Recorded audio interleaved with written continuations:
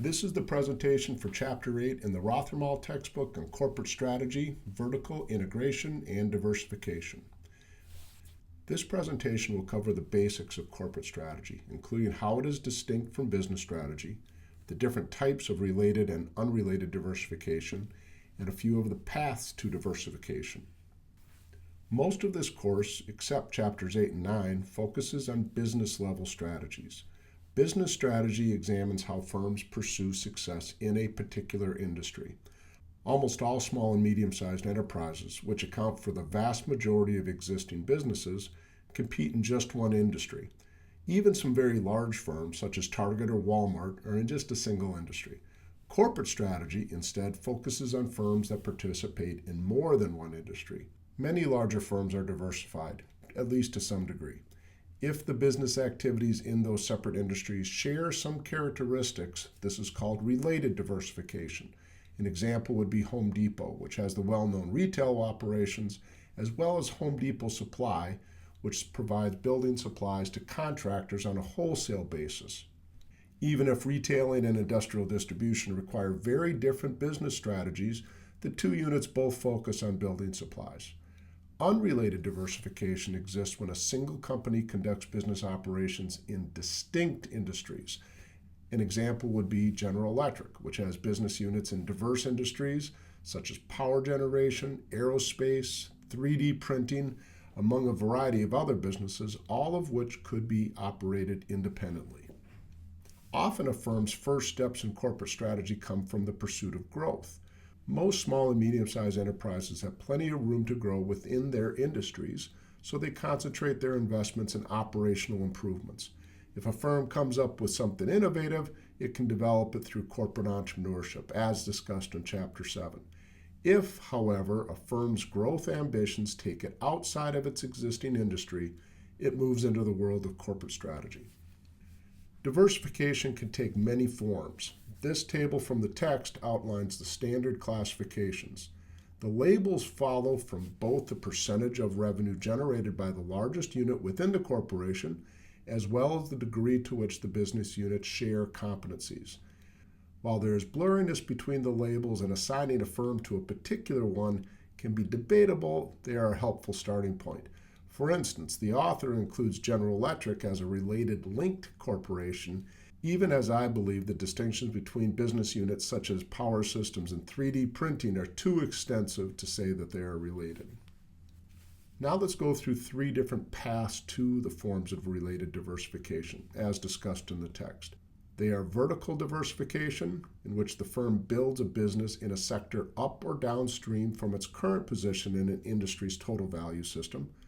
Product or service diversification, in which a firm produces and sells different categories of products and services, and geographic diversification, in which a firm enters new markets.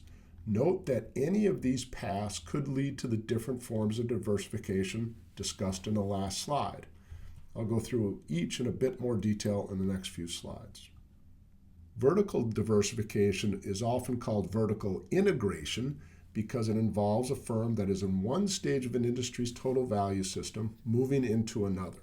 The same moves that diversify the firm also mean that it has integrated its operations along the industry value system. Recall this slide from the Chapter 3 presentation. While the orientation of the industry value system is displayed horizontally here, it is still meant to describe the different stages of an industry's total value system, in this case the auto industry.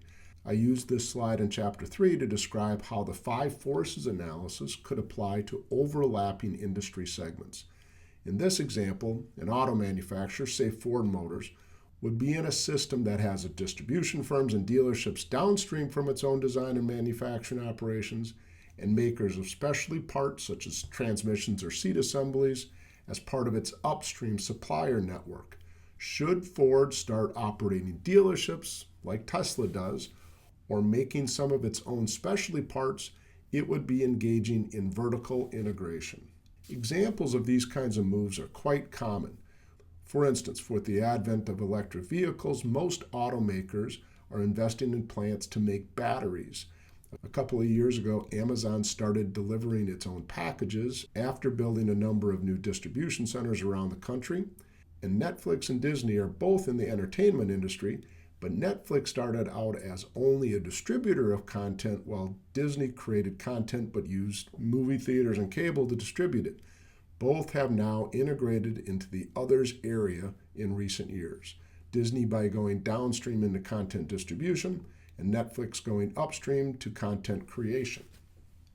Product and service diversification occurs simply when a firm enters a new product category. This slide shows a timeline of some of the major product introductions by Nike over the years.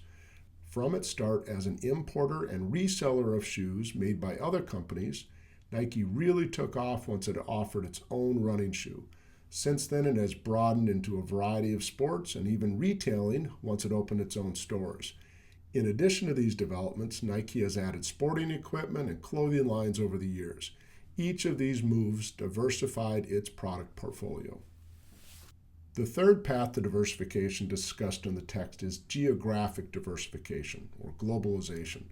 I actually disagree that this is a form of corporate strategy. It's more of an internationalization strategy, but I'll follow along with the textbook and include a brief discussion of it here. This is a slide we'll cover more completely in Chapter 10. Globalization can involve many different types of international business activities, from sourcing raw materials, to operating production operations, to selling products in other markets. All of these involve doing business in other countries, which means operating under different sets of laws and regulations, dealing with unfamiliar cultures, and working in different economic conditions. Along with all the potential advantages of international business activity come a number of risks and costs. Again, we will cover globalization more fully in Chapter 10. The different paths to diversification are all related to the first of the two fundamental questions in corporate strategy: in which industry should we compete?